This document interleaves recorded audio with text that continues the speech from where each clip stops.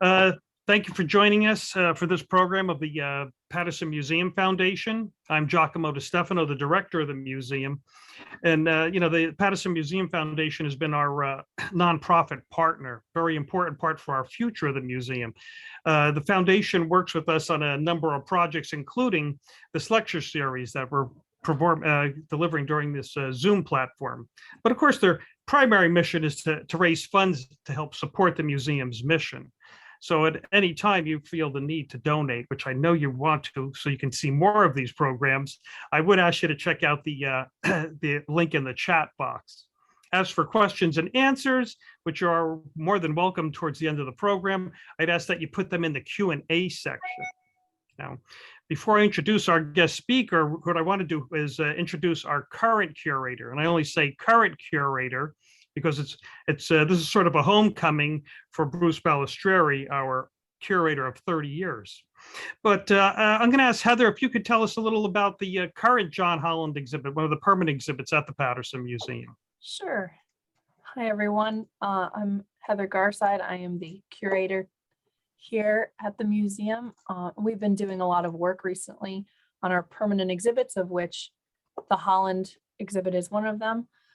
So this is an overview of how the Holland exhibit looks today. We've added some new signage, as you can see in the pictures, and here's some close-ups to the signage. These interpretive panels provide some more pictures than we had previously. They also include some of the original sketches by Holland, and they talk a little bit about his inventor journey, both on the STEM aspect and a little bit of foreign affairs as well, and some of his personal biographical information. So that's just, we hope that very soon these panels will also be available as a PDF on our website. We're just working out how that's going to look on our website so that we can share them easily. And then we have another exciting aspect of the exhibit that's coming to it's been a while coming together. In 2021, we received a grant to conserve and build a display case for a piece from Holland's collection. Holland was given a silk panel that was embroidered from the Emperor of Japan for his work with the Japanese Navy. And so that piece hadn't been seen since the 80s. And we sent it out to a conservator, and this is what it looks like today. And then I have some close-ups of the butterflies. It's really a gorgeous piece. And that is back in the museum. It's been completely conserved. We finally got the plexiglass cover for it, and now we're just waiting for the stand to be built so that we can have that on display alongside the submarines for everyone to enjoy. So that'll be coming up hopefully very soon, and we'll present some information and post about that more on our Facebook page when that's happening. So that's our update. Jack, I'll hand it back over to you. Thank you very much, Heather. I appreciate that. And actually, this is sort of a two-part exhibit. You've seen the current part that Heather's done. The original work that was done on the John Holland exhibit was done by our speaker today. Our featured speaker is Bruce Balistrieri. Again, he was our curator for about 30 years at the museum. He is a graduate of William Paterson College, wasn't a university then, and one of his degrees, and I do mean one of his degrees, was received his BA in history. Actually, that's where we met. We never thought we'd be working together for all these years. And I have to say, I'm really happy to have him back. So Bruce, without further ado, I'm going to introduce your program, which is John Philip Holland, His Life and Legacy, and I'll turn it over to you. Thank you. Let's see if we can get this to work. Here we go. Share screen.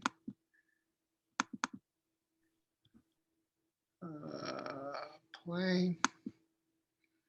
Okay. Before I start, I'd like to thank Jack for inviting me here. Feels like a bit of a homecoming. Spent 30 years here, enjoyed my time, and certainly enjoyed working with Jack. And he knows this, and Heather knows this as well, that one of my favorite exhibits here was the Holland exhibit, because it did bring back a lot of fond memories. I remember seeing boat number 2, the Fenian ram, down by the Passaic River when me and my father and my brother would go fishing. And I saw this boat and submarine, never made a connection to Paterson, and didn't know that 30 odd years later, I'd be working in the museum that it was housed in. So a bit of a connection. And I present to you now the life and legacy of John Holland. Okay. John Holland Sr. was born in Bantry County, Cork in 1800 and joined the Coast Guard as a young man. From 1831 until 1849, he was assigned to Frey Point and resided in Lisconnor, a village of 77 houses and 506 inhabitants. He met and married Mary Scanlon while he lived in Lisconnor, and they had 4 sons: Alfred, John, Robert, and Michael Joseph. When John was 6 years old, he was placed under the care of the Christian brothers in their school at Estimon, County Clare. John Holland Sr. was discharged from the Coast Guard on July 30th, 1852. The following year, the family moved to Limerick, and John attended the Christian Brothers School on Sexton Street. This school had a much broader curriculum than pursued in Estimon. Available subjects included geometry, trigonometry, architectural drawing, and elementary science. This education served John well, and in the process, he developed a love for the Christian Brothers. On June 15th, 1858, John joined the teaching order of the Irish Christian Brothers. This note reads, quote, "I engage myself in the service of Michael Paul Reardon, superior of the Christian Brothers, to serve him in any house or employment he may assign me, requiring no other remunification for my services than whatever food he may please give me, reserving myself the liberty of leaving his service at any time I please, previous to any future engagement I may make with him, in testimony of which I fix my name, John Holland, Dublin." 2 weeks later, John Holland received the habit and assumed the name of Brother Philip. In November, Brother Philip was transferred to the North Monastery. While at North Monastery, it is likely that he was influenced by Brother James Dominic Burke, who was to become well known for his innovations in science education. At the time, Brother Burke was experimenting with the use of electricity for underwater propulsion. Brother Philip was transferred to Armagh in early 1860, but ordered back to Dublin on June 14th to have a growing sore on his neck treated. He returned to Armagh on August 9th. The following year, Brother Philip hoped to make his vows at Christmas, but his sore flared up, rendering him unfit. So he retired to his aunt's home in Cork, where he appears to have found a job teaching. Many years later, John would tell a reporter, "I was a schoolmaster in Cork, Ireland, when your civil war was in progress. And about 2 weeks after the battle between the Monitor and the Merrimack, it struck me very forcibly that the day of wooden walls for vessels of war had passed, and that ironclad ships had come to stay forever. But it reflected with her tremendous facilities, England would apply them to the situation and become the chief naval power of the world. And I wondered how she could be retarded in her designs upon the other peoples of the world and how they would protect themselves against those designs." A short time after that, following out the idea thus inspired, I thought it ought to be possible that a boat could be made to go underwater. Yeah, it was flying machines that first got his attention. Imagine that, from water to air.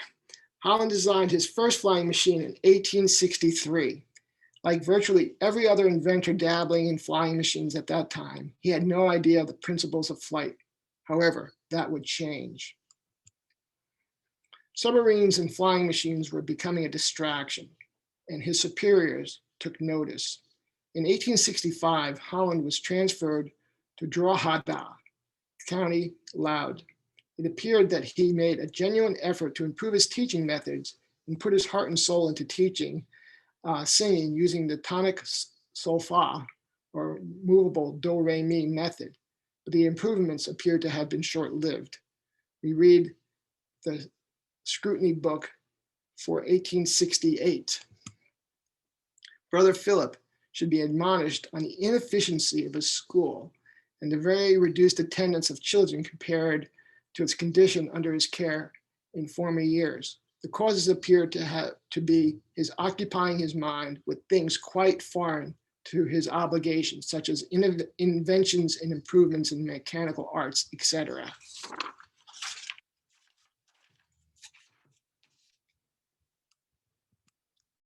In February 1867, there was an unsuccessful uprising in County Kerry, followed by similar uprisings in Cork, Limerick, and Dublin in March.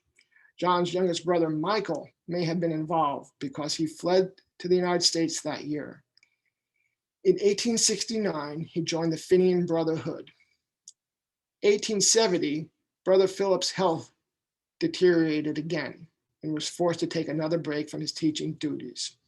His thoughts turned to submarine boats. At first, he thought it was absurd and impossible, but upon reflection, he determined that it was unfair to condemn a notion without sensible investigation. In 1872, John's older brother, Alfred, and his mother left Ireland aboard the steamship City of Brooklyn. They landed in New York, then joined relatives in Boston. Then on May 26, 1873, John withdrew from the Order of the Irish Christian Brothers on the grounds of failing health and joined his mother and brothers in Boston in November. That winter, Holland slipped on the ice and broke his leg. He was laid up for 3 months, and his thoughts once again turned to submarine boats. He searched for the work that he had done in 1870, but decided to start from scratch. When he came to the same conclusions that he had 3 years earlier, he figured he was onto something. In 1874, John found a job as a lay teacher at St. John's Parochial School in Paterson, New Jersey, run by another branch of the Christian Brothers.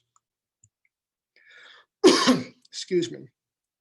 A friend going through Holland's papers discovered his submarine plans and encouraged him to submit them to the Navy in 1875. His ideas were rejected as not being practical because 1, the operator is encumbered by a diving suit. 2, it would be impossible to exert enough power to propel the submarine due to the fact that the operator was wearing a diving suit and surrounded by water. And 3, it was too much to expect the operator to control the rudder, dive planes, and air supply while pedaling.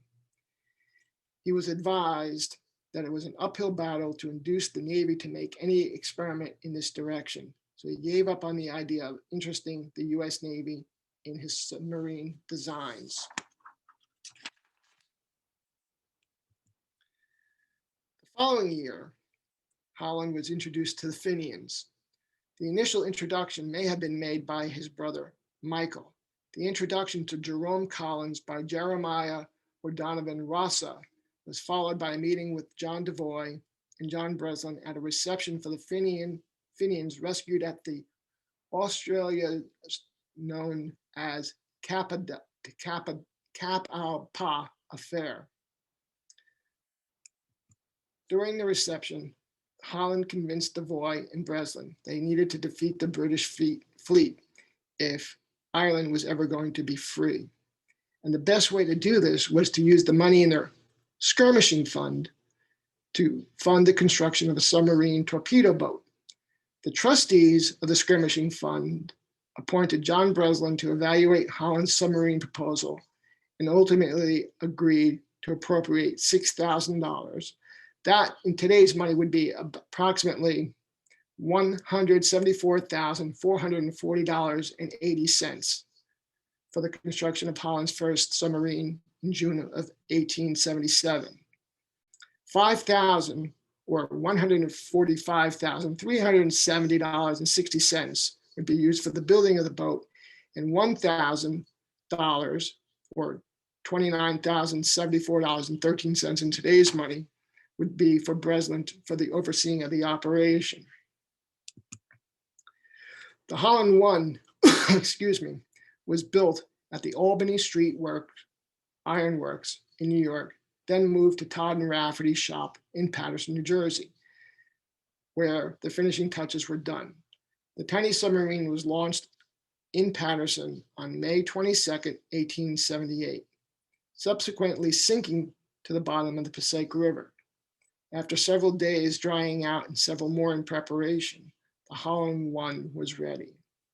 On June 6th, Holland slid through the turret of the submarine into his cramped quarters, an area a little less than 1 meter wide, a little more than 1 meter long, and slightly under 1 meter high.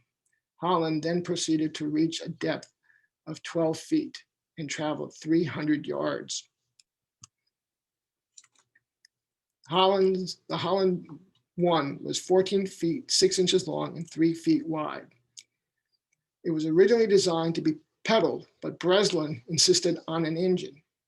They selected Brady Manufacturing in Brooklyn, New York, to build a new engine designed by George Brayton. Brady had never built an engine like Brayton's, so he refused to guarantee the performance or cost.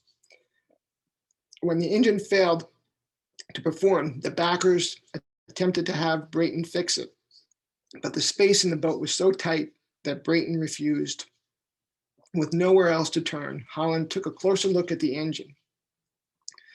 Upon close examination, it looked a lot like a steam engine to Holland, so he made some minor alterations, ran a hose to the boiler of a steam launch, and operated it that way. Holland's experiments with boat number 1 yielded some valuable lessons. Visibility when submerged was nearly non-existent. Visibility when submerged was nearly non-existent. It was obvious the idea of locating an anchored vessel, parking the submarine at the bottom, climbing out, planting a bomb on the hull was not going to work. Another valuable lesson was the mid-ship diving planes produced an enormous amount of drag and provided no control over the trim of the submarine. Nonetheless, Holland I worked well enough for the Fenians to finance the design and construction of a second submarine. Construction began on May 3rd, 1879 at Delamater Iron Works in New York. Holland II was 31 feet 6 inches long and carried a crew of 3. She was dubbed the Fenian Ram by an inquisitive New York Sun reporter who surmised who Holland's backers were and assumed from the shape that she was intended to ram the enemy. The name stuck. The Fenians paid Delamater $18,000, or $523,334.41 in today's money for the hull. But by the time the machinery was added and the cost had grown to around $55,000, or $1,599,077.35 in today's money. The Ram was fitted with a 15 horsepower Brighton engine on the starboard side that provided propulsion for both the surface and submerged. An air compressor was fitted on the port side and used to fill air tanks built in to the fore and aft ends. The compressed air was used to empty the ballast tanks and fire an 8-inch pneumatic gun. Holland made numerous trial runs with the Fenian Ram. He was quite pleased with her performance, but felt there was room for improvement. So he began work on his third submarine sometime in 1882. Holland III, AKA the Fenian model, was built at Ganning's Cooper Shop, Jersey City. Little is known about the vessel except that she was an all-metal 16-foot, 1-ton replica of the Fenian Ram. John Holland intended to build a gunpowder engine to propel her, but Holland's association with the Fenians came to an end first. All right. Holland's partnership with the Fenians seemed rocky from the start. Infighting and squabbling over the use of the skirmish fund was rampant. John Breslin insisted on putting an engine in Holland I, and an engine invented by George Brayton was selected. Within months, Breslin wrote to Holland saying that Brayton is either a deadbeat or in real distress, and his engine is likely to prove a failure. The problem with George Brayton continued, and in 1880, Breslin wrote to Holland saying he regretted ever getting in the middle of this.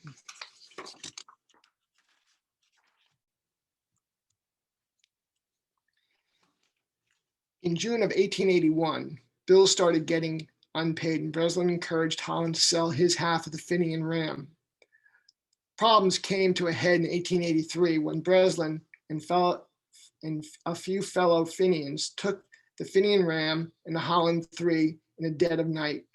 The Holland III sunk en route to New Haven, but the Fenian ram survived the trip and was hidden in the shed at the brass foundry of James Reynolds.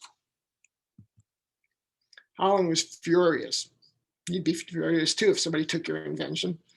He wrote to Devoy laying out his grievances and demanding a meeting, but Devoy refused to meet with him. His grievances included: 1, they attempted to swindle him out of half the Fenian ram. They contracted debts amounting to $974, or $28,296.25 in today's money, in his name for work done on a boat with little prospect of them being paid. They broke their arrangement with him, and after threatening him, forcibly removing boats without his knowledge, they accidentally sank the Fenian model in Long Island Sound, New York. They caused him grievous personal inconvenience by refusing a temporary settlement. So Holland refused to have anything more to do with the Fenians. With no job and no submarine, Holland needed work and soon found himself working as a draftsman for the pneumatic gun company. One day, Lieutenant William Kimball invited Holland to meet him aboard the USS Tennessee. While discussing the principles of submarines, Holland mentioned that he had no more money to expend on boats and was engaged in other business, but he would be willing to work out a design on draftsman's pay if the Bureau of Ordnance wanted to hire him. Kimball discussed this with Captain Sicard, but before they were able to work out details, Holland was approached by Captain Zelinsky to build submarines that included a pneumatic gun of Zelinsky's design.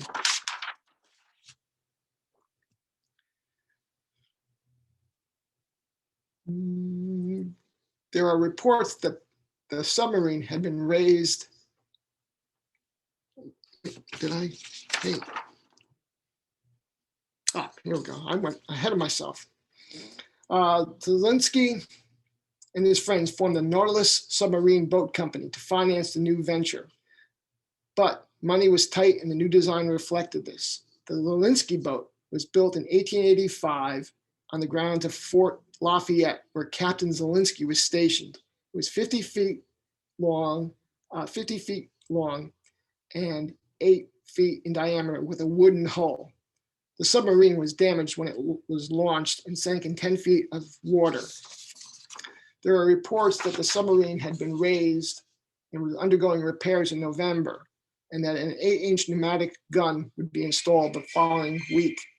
She was hauled out of the water in May the following year and underwent trials that summer. But on December 6, 1886, Frank Gorky wrote to Holland saying he was dismantling the submarine up and he wanted to know what to do with the engine. In 1887, the word was abuzz over the sale of the 2 submarines. Let's see, here we go. My bad. In 1887, the world was abuzz over the sale of 2 submarines to Turkey by Swiss arms manufacturer Thorsten Norderfeld. These submarines were 100 feet long and 12 meters wide and powered by the heat of steam. They were complete failures in no small part due to the large quantity of water sloshing around the storage tanks, which made them unstable. The US Navy published a set of requirements in 1887. These requirements called for the construction of one submarine boat with the following capabilities: the ability to run at 15 knots on the surface for 30 hours, the ability to run submerged at 8 knots for 2 hours, the ability to go from transition from fully surfaced to fully submerged in less than 2 minutes, the ability to maintain depth with no forward motion, and the ability to see while submerged. The Navy also wanted the contractor to guarantee performance and Holland to walk on water. Now, that's just me.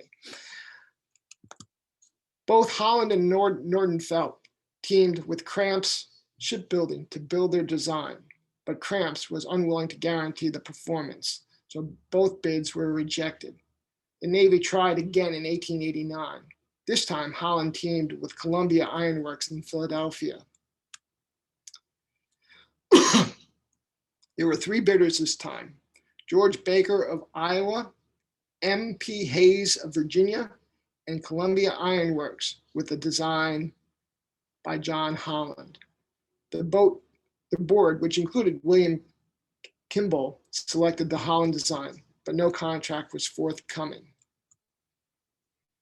Holland spent the first few months of 1890 developing a detailed specification for a 120-foot long protected submerging torpedo boat, but he needed to find some work that would pay the bills.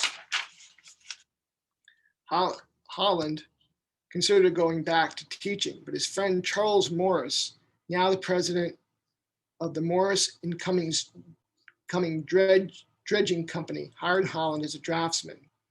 The draftsman position did not pay as well as the teaching position Holland had been offered, but it allowed him to stay in New Jersey and continue his work on submarines and flying machines. In the meantime, George Baker was pulling strings in Washington and raising money. In December 1890, the Detroit Boat Company began work on George Baker's submarine. Activities that began in 1890 came to a head in 1892.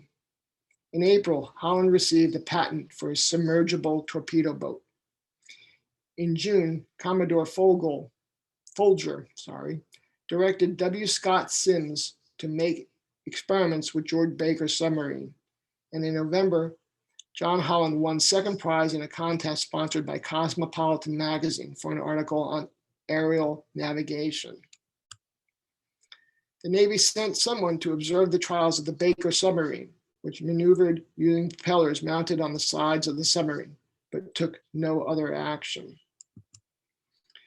In March 1893, Congress appropriated $200,000, or $6,239,441.77 in today's money, to cover a new competition for an experimental sub, and the U.S. Navy advertised for submarine designs a month later.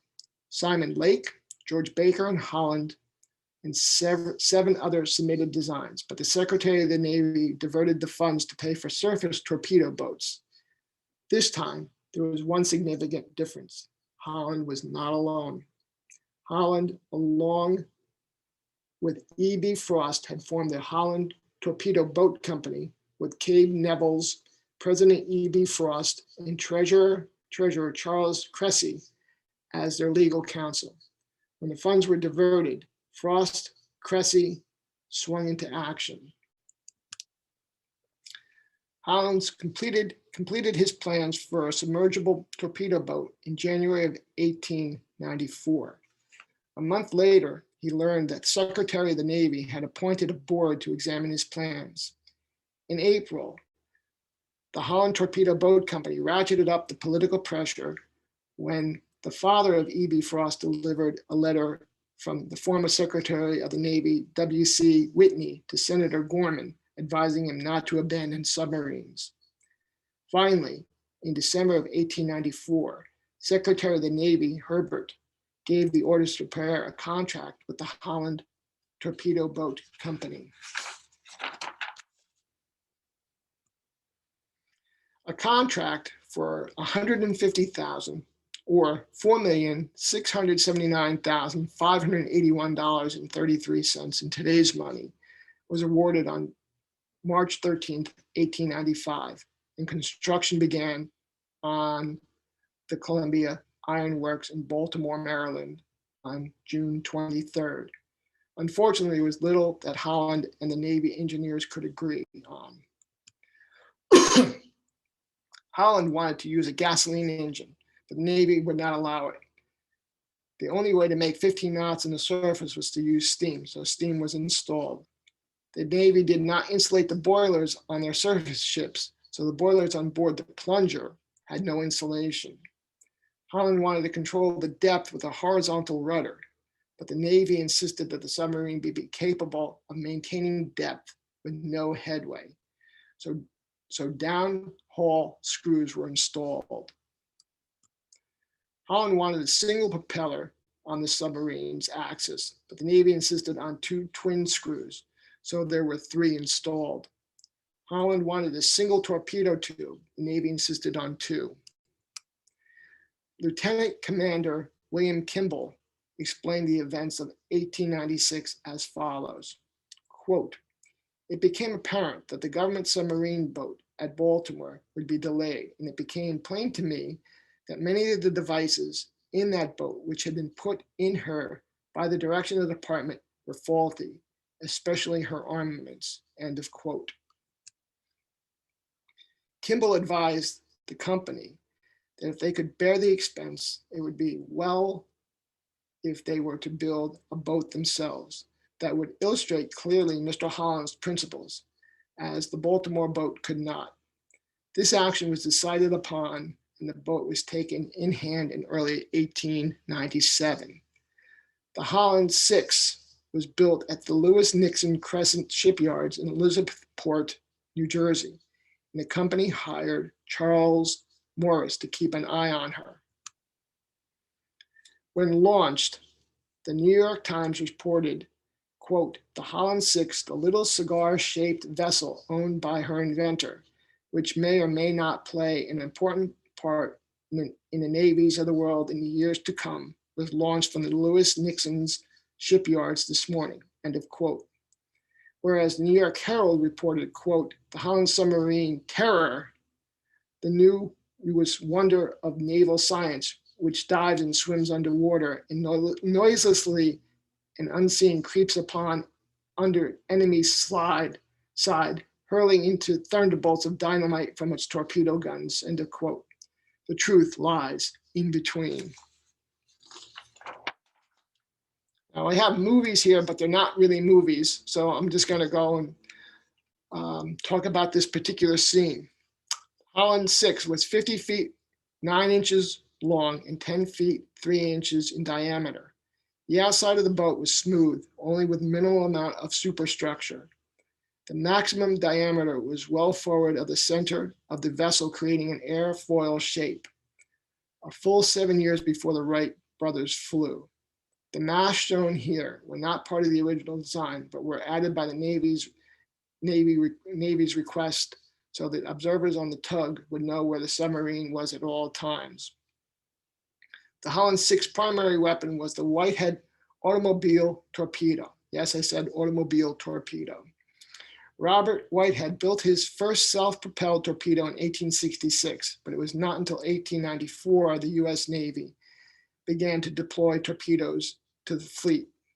The 19th century periscopes were fixed monocular devices with no magnification, say that fast 5 times, and very narrow field of view. It was impossible to judge the range to an object, which resulted in at least one collision. Holland did not trust them, and instead the commander would stand with his head and shoulders in an armored turret and peer out through a small windows. The Holland VI was so small that there were only 3 locations where a man could stand upright. Movement of the crew had a significant effect on the trim of the vessel, making it difficult to maintain constant depth. So Holland required them to remain at their stations where the submarine was submerged. Consequently, the submarine had to surface or sit at the bottom in order to reload torpedo the torpedo tube. When a torpedo was fired, the tube filled with water. This water had to be drained into one of the auxiliary tanks located outboard of the spare torpedoes before the tube could be reloaded. Once the tube was empty, the inner door was opened. The torpedo was slid into the tube using block and tackle. The torpedoes weighed 840 pounds and took about 10, and reloading took approximately 10 minutes. In addition to torpedoes and tanks, the center compartment contained the air compressor, two of 6 2,000-pound air flasks and below deck a 60-cell battery. Each cell consisted of 17 plates in an open top wooden box that was lined with lead and filled with sulfuric acid.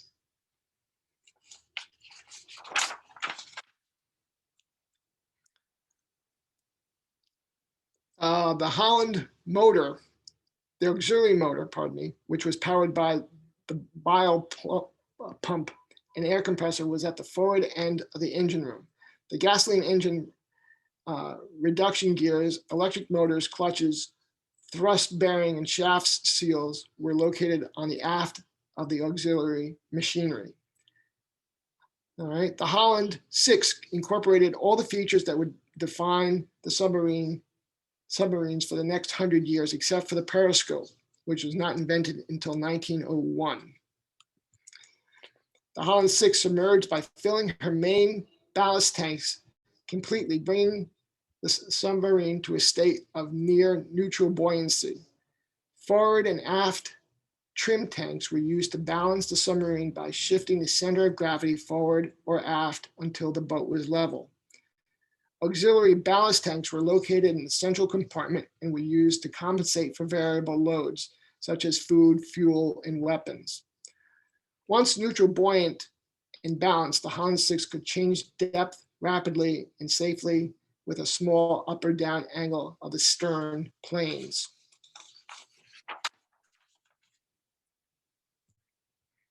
The Holland VI was the first submarine to combine an electric motor for submerged propulsion with an internal combustion engine for surface propulsion.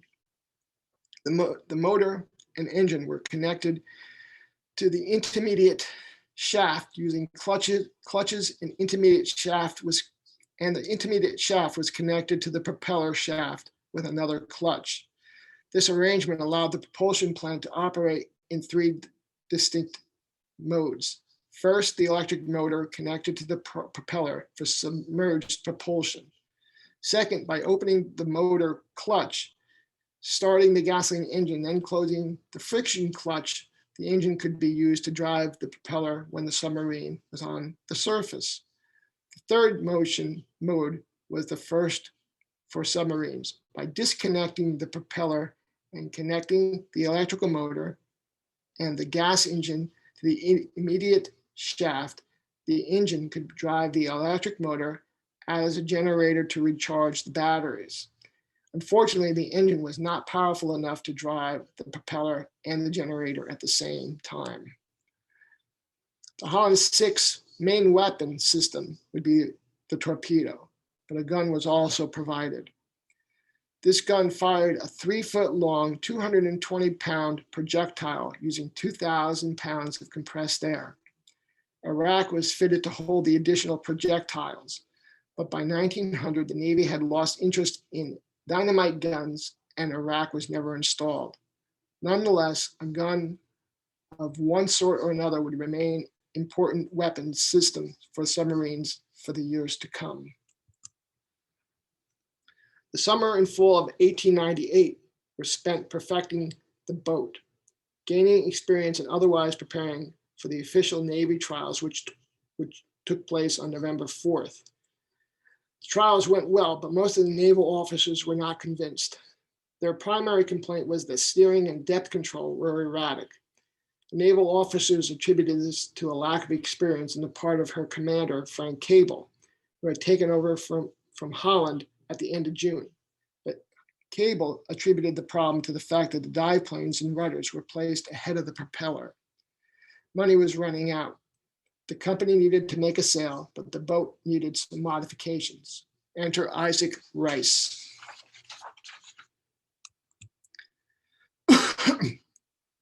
Rice was a shrewd businessman who had already made a fortune creating corporations to sell technologies devised by others. In 1898, Rice owned the electric storage battery company, which had supplied the batteries for the Holland and several companies that used those batteries, including the electric car company. Rice provided the funds to overhaul the Holland VI. Then in February 1899, he formed the electric boat company with the Holland Torpedo Company as its major subsidiary. Several changes were made that winter, including the addition of 2 aft trim tanks and 2 mid-body compensation tanks, removal of the aft dynamite gun to improve the gas engine exhaust system, rebuilding the stern to position the biplanes and rudders aft of the propeller. The second set of trials was held in November 1899. This time, the submarine performed flawlessly, but the Navy debated whether to buy the Holland or wait. So the company took Holland VI to Washington and staged a series of demonstrations on the Potomac for the congressmen and anyone else with influence. The US government finally made its mind up in April of 1900 and purchased the Holland for $150,000, or $4,679,581.33 in current money, approximately half of what he had cost the company to build and test and improve. Once the purchase was finalized, the Holland VI was towed to the Torpedo Station at Newport, Rhode Island, where Frank Cable and the trial crew spent the summer training Lieutenant Harry Caldwell and the rest of the Navy crew. On September 25th, 1900, the Navy staged war games at Narragansett Bay. The battleship Kearsarge, Indiana, and Texas blockaded the harbor, while the Holland VI and a fleet of surface torpedo boats were charged with breaking the blockade. The surface torpedo boats were all spotted before they got close enough to attack the battleships and were theoretically sunk. But the Holland VI got within hailing distance of the Kearsarge. Although Lieutenant Caldwell's victory was disallowed because the commander of the Kearsarge thought the games were over, the world took notice. The company had sold their boat. It was now time to make money.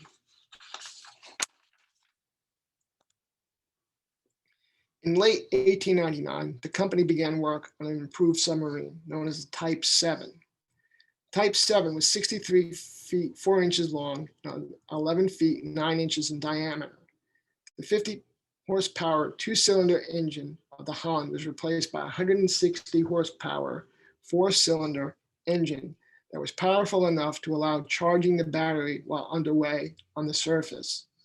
The electric motor was also larger, 70 versus 50 horsepower. The dynamite gun was removed and the weather deck was almost eliminated. The Holland Torpedo Boat Company sold 7 of these submarines to the US Navy. 5 were built at Lewis Nixon's Crescent Shipyard, where the Holland VI had been built. The other 2 were built on the West Coast at the Union Iron Works in San Francisco. Nixon also built a prototype for the company named the Fulton, which was sold to Russia in 1904. There was nothing in the government contracts that prevented foreign sales, so the company actively pursued foreign patents and licensing arrangements. The first success was with Vickers, Maxim, and Son, Barrows, and Furness. The British built 5 Type 7 submarines in a secret under the pretext that the submarine was a weapon for weaker countries, but they needed to know how to defend against it. The Electric Boat Company also reached an agreement with De Shield in Netherlands for 1 Type 7P and at the Nevsky shipyard in St. Petersburg, Russia for 6 more. 5 Type 7 P submarines were built at the Fore River Yard in the United States, disassembled, shipped to Japan in pieces, and reassembled at the Yokosuka dockyard in Japan. My Japanese is not very good. They were commissioned just as the Russia-Japanese War ended in 1905. While the company charged ahead, relations between the company and Holland deteriorated. On April 1, 1899, Holland signed a contract with the Electric Boat Company in which the company agreed to employ him as a consulting engineer for $10,000 or $336,755.25 in today's money, and plus 500 shares of preferred stock in exchange for services and patents. At the same time, the company named F.W. Brady to be the new engineer-in-chief. Holland and Brady had little respect for each other. Holland complained that Brady thought he knew all there was to know about submarines, and Brady ridiculed Holland's plans to pressure test a model of the Type 7 submarine. Because Holland was now a consultant, the company saw no need to keep him informed of the results of the model tests or the changes they were making to his design. This infuriated Holland. He later wrote, quote, "It is unfortunate that I am partly responsible for the design of the flotilla of submarines, which were built against my repeated protests after I had discovered that their model trial made by constructor Taylor had proved them to be very defective. My company not only refused to make the alterations I requested, but also changes were made in my plans, also against my repeated protests that rendered them much worse." On March 28, 1904, Holland's contract expired and he left the company. In May 1904, Holland was approached by the president of Kawasaki Dockyards about designing submarines for Japan. Holland accepted and designed 2 submarines for Japan, number 6 and number 7. These submarines were a significant departure from any of his previous designs, in part to avoid infringing on the patents he had signed over to Electric Boat. They were long and narrow with elliptical cross sections fore and aft. The engines were large, 300 horsepower. The battery was small, and they were fitted with optical tubes designed by Howard Grubb of Dublin. Their submerged speed was 16 knots using the internal combustion engine with a primitive snorkel. John P. Holland's Submarine Boat Company was formed in May of 1905 for the purpose of building high-speed submarines along the lines of those designed for Japan. But the Electric Boat Company was not going to give up their monopoly without a fight. They started legal actions against Holland in September, arguing that they owned Holland's name. This cartoon shows the hapless Holland about to be run over by the House Committee on Naval Affairs or eaten by Electric Boat Company monopoly. Electric Boat was successful in scaring investors away. So while Holland continued to design submarines as late as 1909, none were built. Holland went back to work on a flying machine based upon the phenomenon he discovered in 1903, which he referred to as air rarefaction or negative pressure. Basically, he figured out how to generate lift using a curved wing. This sketch was made on February 14, 1905. 3 days earlier, he wrote William Kimball, quote, "The flyer's wings have been folded ever since I missed you at Jersey City, because old Sharon had his oars shipped ready to be put me over sticks until early December. He has looked my way invitingly once or twice since, but I fancy he must wait a little longer. During a lull in submarining, I have put a couple of men to work on changes in the flyer, which is now all part. I hope to have it in good shape before Easter," end of quote. In early 1906, Holland published an article titled "How to Fly as a Bird," which included these sketches of a tilted wing airplane with 2 propellers and a series of airfoil shapes slats to generate lift. The article also included sketches of a human-powered flying machine. The wings of the human-powered machine were also airfoil shaped, but would rotate in opposite directions through an arc of 90 degrees around a center shaft, simulating a flapping motion.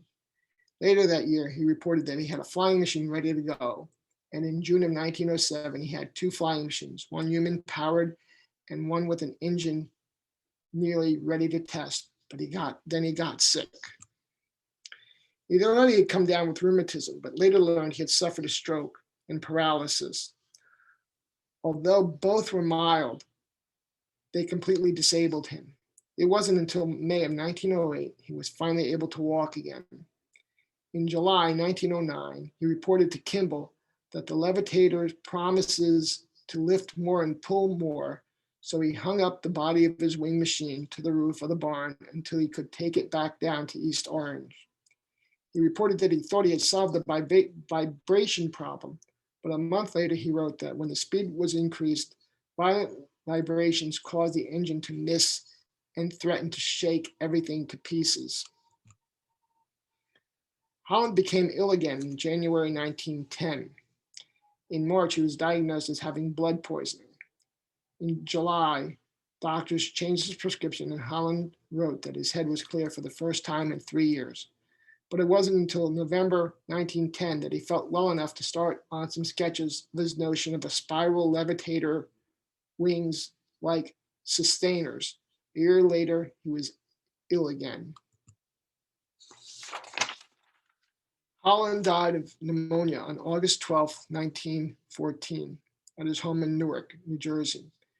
His cousin Claire Scanlon sang at his funeral, and the members of the Entre Nouveau Club, a group of Sunday school teachers which Holland helped found, were all pallbearers. He was buried in Holy Sepulchre Cemetery in Paterson, New Jersey.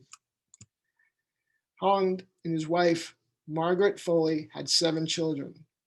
John Philip Holland Jr., who died as an infant, John Philip Holland Jr., Robert Charles Holland, Julia Holland, Joseph Francis Holland, Mary Joseph Holland, who died as an infant, and Marguerite Holland. None of their children married. Holland's final resting place had been marked by a variety of headstones over the years. The original headstone, which read simply Holland Foley, was replaced one by one donated by the U.S. Submarine veterans. In 1975, the submarine veterans, headed by Ray Gurnick, who I had the pleasure of meeting many times, replaced this headstone with a larger one and donated the previous headstone to Lisconnor. In 1914, members of the Entre Nouveau Club received permission from John Holland to raise the Holland I, but did not actually occur until 1927, when a group of Paterson teenagers found and raised her. The teenagers presented the Holland I to the city of Paterson with the understanding she would be preserved indoors and displayed free to the public. This is what our boat number 1 looked like before the recent renovations to her stand and the exhibit. The Holland I, this is what she looked like back when I was the curator. The Fenian ram was hidden at the shed at James Reynolds and Company in New Haven, Connecticut, while the lawsuits surrounding the skirmish fund were resolved. The air compressor was removed and used at the foundry, but the rest of the ram just collected dust until 1916, at which time she was donated to the Clawson Point Military Academy, where she remained until the academy moved her to Long Island in 1927. Edward A. Brown donated the Fenian ram to the city of Paterson, and she was displayed at Westside Park until 1980. In 1980, the Fenian ram was moved to its present location in the Rogers Locomotive Building erecting shop at the Paterson Museum. The Holland III sunk en route to New Haven, Connecticut, and has not been seen since. The Holland IV, or the Zielinski boat, was broken up and the parts were sold to pay creditors. All that remains is the photo and a sketch.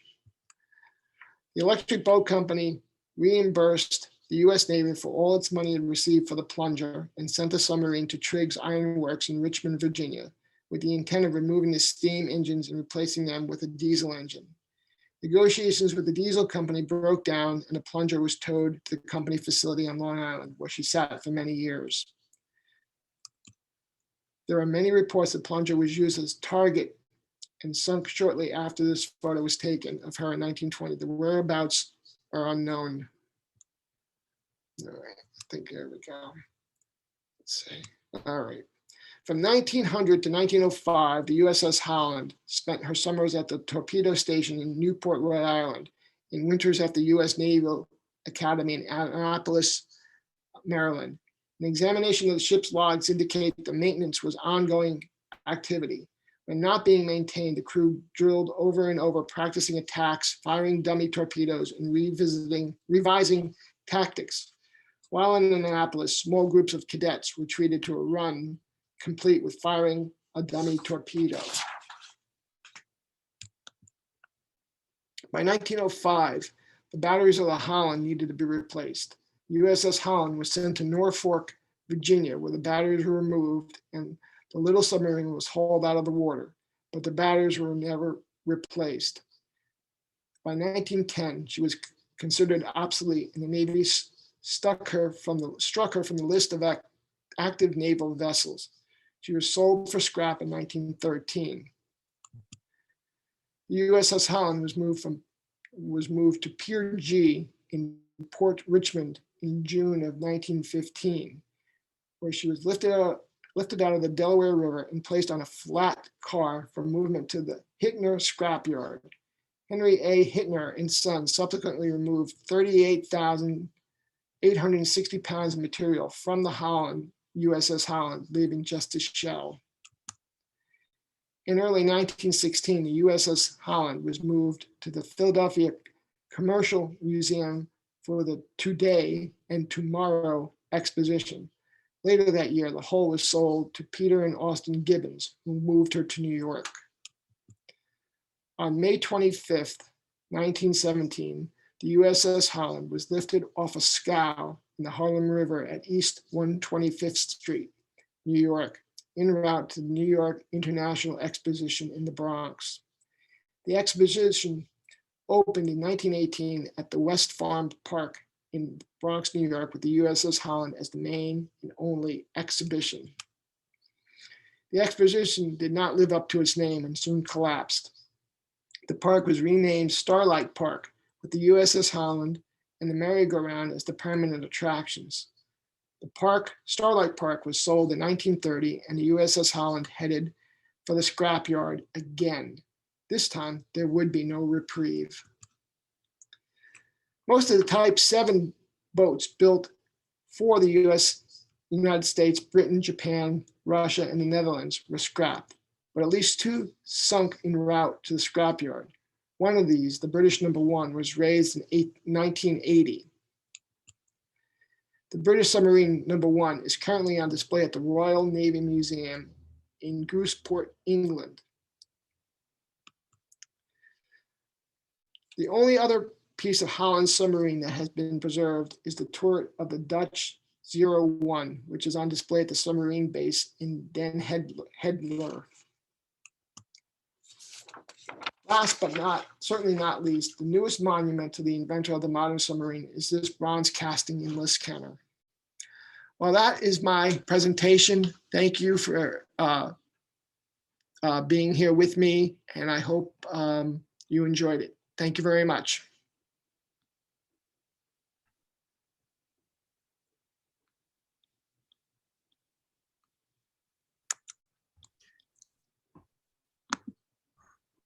Well, thank you very much, Bruce. You have some real impressive photos. Many of those images I've never seen before, which I'd remarked earlier to you. You did a real bang-up job, I have to say, on really covering Holland's legacy. I know this this is what I missed when you delivered this, over 10 years ago in Ireland, when you were invited to attend. At the moment, I only see one question, which is in the chat. I mean, we're asking, this is Bob, what kind of metal was used for the original prototypes? Cast iron? It was, I believe it was not cast iron. It was a very thick, heavy gauged metal. It was not cast iron. Cast iron would have been too brittle for that. I know in the one thing they call it a charcoal flanged Yes, iron. that's what I couldn't. Yeah, what's the process? I don't get. That I don't know either. I just know that it was very hard. It was very dense and could withstand the pressures of going underwater. Our former, not our former, one of our current board of trustees, and your former boss as well, from Dennis Fogarndui. Good to see you, Bruce. Did any of the Holland submarines see action in World War II? No. USS Holland again was decommissioned after about 15 years. So in 1914, 1915, she was decommissioned, as I had stated in the PowerPoint presentation. Bob, again, who had the first question, also wants to thank you for a fabulous presentation, which this fabulous presentation, a recording of this program will be posted on the Paterson Museum's YouTube channel. And again, just for the photos alone, let alone the research that you did. I know I won't say that you're hair rusty, but you've been out of the museum for a couple of years now, and this is your subject. And I'm really grateful that you came to us, Bruce. Well, I'm glad you invited me, and it's good to be back home. Actually, it was Heather that invited you. Don't forget our curator. Yes, I'm sorry, Heather. Thank you, Heather. Your successor. I had a lot to do with it. And I was like, oh yeah, Bruce did a presentation in Ireland. We can't forget. Again, traditionally our offerings are at 7 o'clock in the evening. This is a special program, but to find out more programs that will be coming up, I'd advise everyone to check us out on our Facebook page, either the museums or the foundation, for our current listing of upcoming events. Are there any more questions, comments? Again, Bruce, it was really wonderful. And again, those images are breathtaking. I've been here for 40 years. I never saw any of those. You should have come to Ireland with me. Next time I will. The Guinness is on you. Yes.